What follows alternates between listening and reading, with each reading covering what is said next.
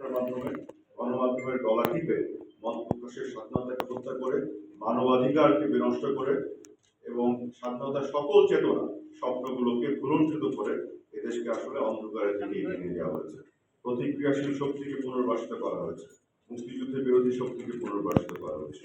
সেই বাস্তব গত 2009 সালের 6 জানুয়ারি বিশেষ করে বঙ্গবন্ধু কন্যা শপথ নিয়েছিলেন প্রধানমন্ত্রী দ্বিতীয়বারের মতো। তারপরে পরপর চতুর্থবারের মতো প্রধানমন্ত্রী আছেন। গত 15 বছরে এই যে অন্ধকারের শক্তির যে বাংলাদেশকে একটা অন্ধকারের দিকে টেনে নিয়ে যাওয়ার যে জায়গা তারা তৈরি করেছিল, সে বের করে এনে বাংলাদেশকে আলোর দিকে মুক্তিযুদ্ধের চেতনার দিকে নিয়ে যাওয়ার একটা চেষ্টা করা হচ্ছে। এই চেষ্টার অংশ হিসেবে প্রাতিষ্ঠানিকভাবে প্রেস কাউন্সিলকে আরো শক্তিশালী করা, সংশ্লিষ্ট যারা আছেন তাদের পেশাদারিত্বের সাথে দায়িত্বশীলতার সাথে তারা যেন কাজ করতে পারেন, সেই কারণে সরকার বিভিন্নভাবে তাদের পাশে এসে দাঁড়ান। এবং একই সাথে আমরা মনে করি যে বঙ্গবন্ধু কন্যা মাননীয় প্রধানমন্ত্রী শেখ হাসিনা সরকার গণমাধ্যমের সব ধরনের স্বাধীনতা ভোগ করে তারা সরকারের সমালোচনাও যদি করে, সেগুলো আমরা স্বাগত জানাচ্ছি। আজকে আপনারা দেখেছেন পুরস্কারপ্রাপ্ত যারা, তাদের মধ্যে একজন পুরস্কার পেয়েছেন কি বলবো এক ধরনের সমালোচনামূলক প্রতিবেদনের কারণে। সেখানে এক ধরনের সমস্যা ছিল, সেই সমস্যা তুলে ধরার ফলে এটা কেন পুরস্কারটা পেলেন, এবং বাকিরাও এমন সাংবাদিকতা করেছে যেটা আসলে দেশ সমাজের কল্যাণের জন্য তাদের সাংবাদিকতাগুলো কাজে পরিচালনা করতে গিয়ে সরকারের যারা আছেন মাননীয় প্রধানমন্ত্রীর নেতৃত্বে সবাই কিন্তু সুপারম্যান না, সাধারণ মানুষ। আমরা আমাদেরও 24 ঘন্টা আছে, এর মধ্যে অপারেট করতে হয়। 17 কোটি বাংলাদেশে সকল জায়গায় প্রতিটি কর্নারে আনাচে কানাচে কোথায় কি হচ্ছে সবকিছু যে আমরা সবসময় দেখতে পারি তা কিন্তু নয়। সরকারের চোখ হিসেবে কাজ করে গণমাধ্যম। থাকলে সমস্যা থাকলে সেটা আপনারা তুলে ধরবেন নিরপেক্ষভাবে এবং নৈর্ব্যক্তিকভাবে পেশাদারিতে চিন্তাই করছেন, এবং সরকারের একজন সহায়ক শক্তি হিসেবে গণমাধ্যমকে আমরা দেখতে চাই। এবং সেই বিষয়টি আমি নিশ্চিত করতে চাই, আপনারা যত সরকারের এবং বিচ্যুতি ব্যর্থতা বা কোনো সমস্যা তুলে ধরবেন, সেটা যেভাবে আপনার সত্য তথ্যের ভিত্তিতে তুলে ধরলে সেগুলোকে আমরা স্বাগত জানাবো এবং আপনাদের সাথে আমরা কোঅপারেশনের মাধ্যমে কাজ করবো। আপনাদের স্বীকৃতি দিয়ে পুরস্কার হাতে তুলে দেবো। এই সরকার বঙ্গবন্ধু কন্যা সরকার, যারা সমালোচক তাদের হাতে পুরস্কার তুলে দেয়। এই নজির এই সরকার তাদের সমালোচনা নেয়ার ব্যাপারে বঙ্গবন্ধু কন্যা মাননীয় প্রধানমন্ত্রী শেখ হাসিনা সরকারের দৃষ্টিভঙ্গি সেটি আজকে এই মঞ্চ থেকে প্রমাণিত হচ্ছে।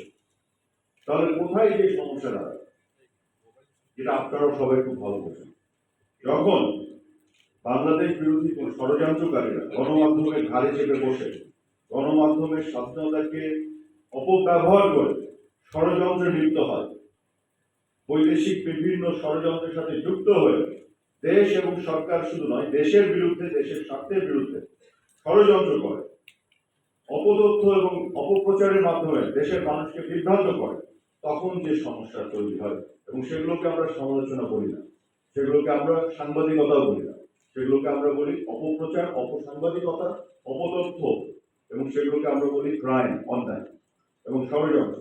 কাজে আপনারা দেখবেন যে গঠনমূলক সমালোচনা আমরা সবসময় স্বাগত জানাবো এবং আপনাদেরকে পুরস্কৃত করবো, কিন্তু অন্যায় অপতথ্য প্রচারের মাধ্যমে অপপ্রচার, মানুষকে ধোঁকা দেওয়া, সেই ধরনের অপসাংবাদিকতা হলে সেটা আমরা শুধু নয়, পেশাদারিত্বের সাথে যারা সাংবাদিকতা করেন তারাই বারে বারে আমাকে বলেছেন যে সেই অপসাংবাদিকতাকে দমন করতে হবে, কারণ সুস্থ সাংবাদিকতার স্বার্থে। এবং আমরা আপনাদের সাথে আছি, সাংবাদিকতার বিকাশের সাথে আমরা আছি। এ প্রসঙ্গে আমি ছোট্ট করে একটি কথা বলতে চাই। আমি গতকালও বলেছি, আরো কয়েকদিন ধরে বলছি, আপনারা দেখেছেন কিছুদিন আগে জার্মানির একটা সংস্থা গণমাধ্যম ডয়েচে ভেলে, আপনারা চেনেন, DW, তারা একটি ডকুমেন্টারি বানিয়েছে, সেই ডকুমেন্টারি তারা প্রচার করেছে, আমরাও দেখেছি, আমি নিশ্চিত আপনারা সবাই দেখেছেন। আপনারা খেয়াল করে দেখুন তো এই ডকুমেন্টারিটা তার বিপক্ষে, এদিকে আওয়ামী লীগের বিপক্ষে, আওয়ামী লীগের দলের বিপক্ষে, বা এমনকি আমি এভাবে বলি ব্যক্তি শেখ হাসিনার বিপক্ষে বা ব্যক্তি আমার বা আপনার বিপক্ষে, তা কিন্তু নয়। তারা টার্গেট করেছে একটা প্রতিষ্ঠানকে এবং এই দেশকে। বাংলাদেশ সেনাবাহিনী তার মান সম্মান, তার ইন্টিগ্রিটি সেটিকে টার্গেট করেছে এবং আন্তর্জাতিকভাবে শান্তি রক্ষা মিশনে আমাদের যে পারফরমেন্স, আমরা গোটা বিশ্বব্যাপী আমাদের যে সুনাম, সেই সুনামকে ক্ষুণ্ণ করার জন্য, আমাদেরকে খাটো করে দেখানোর জন্য এক ধরনের ম্যালিশিয়াস, দুরভিসন্ধিমূলক একটি অপপ্রচারমূলক একটি ডকুমেন্টারি তারা তৈরি করেছে। এটি কিন্তু বাংলাদেশের বিপক্ষে, এটি কিন্তু কোনো দলের বিপক্ষে নয়, কোনো ব্যক্তির বিপক্ষে নয়। যে প্রতিষ্ঠান বাংলাদেশের জন্য একটি গোষ্ঠী, একটা সিন্ডিকেট করেছে, একটা নেক্সাস তৈরি করেছে, করে তারা এইভাবে আন্তর্জাতিক কিছু গণমাধ্যমকে ব্যবহার করে এই ধরনের অপপ্রচার তারা করছে। এটা কিন্তু পরিষ্কার।